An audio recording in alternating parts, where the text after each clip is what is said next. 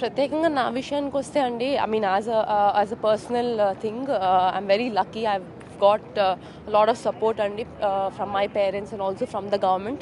So personally, if I have to say, naku I've been getting really good support from the government. So being a badminton player, I think I would not like to complain, endukante I've been getting everything kabatti. To the people out there, to the female out there, అంటే ఇప్పుడు మన తెలంగాణలో చూసుకుంటే female ఎంతో మంది అమ్మాయిలు ఎన్నో medals గెలుచుకుని వస్తున్నారు. So I think we're not less in anything. మనం ముందుకొచ్చి మన ప్రయత్నం మనం చేస్తే తప్పకుండా వీ విల్ బి నెంబర్ 1 అని నేను కోరుకుంటున్నాను.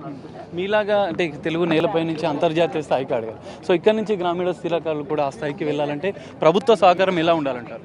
ప్రభుత్వం సహకారం ఆల్రెడీ ఉందండి, సపోర్ట్ అన్నది చాలా ఉంది. ఇట్స్ జస్ట్ దట్ మన సైడ్ నుంచి మనం సపోర్ట్ మన ప్రయత్నం మనం చెయ్యాలి.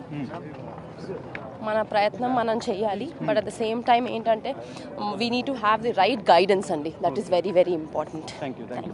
సో ఇది పరిస్థితి. ఖచ్చితంగా తెలంగాణ ప్రభుత్వ సహకారం ఖచ్చితంగా ఉండాలి. స్పోర్ట్ పాలసీ క్రీడా రంగానికి రాష్ట్ర ప్రభుత్వం చేస్తున్నటువంటి సహకారానికి తను ఎంతో సంతోషిస్తున్నారు. గ్లోబల్ సమ్మిట్ సందర్భంగా తన యొక్క సందేశాన్ని కూడా మహిళా క్రీడాకారులు ప్రధానంగా తెలంగాణ రాష్ట్రం నుంచి పెద్ద ఎత్తున ముందుకు వస్తున్నారు.